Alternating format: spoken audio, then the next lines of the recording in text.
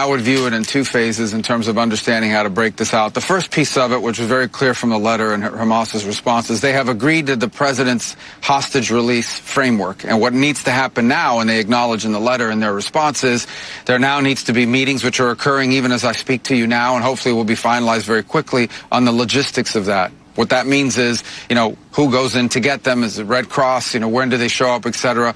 What place are they going to be? And the conditions have to be created for that to happen. You can't have bombs going off and fighting going on in the middle of this exchange. So that's piece one. The second, and we want to see that happen as soon as possible. All 48 hostages, both living and deceased. And there's some need to be released. And there's some logistical challenges to that we'll have to work through. But that work is happening even as I speak to you this very moment.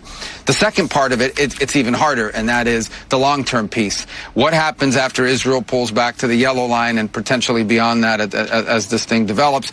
How do you create this Palestinian technocratic leadership that's not Hamas, that's not terrorists, and with the help of the international community?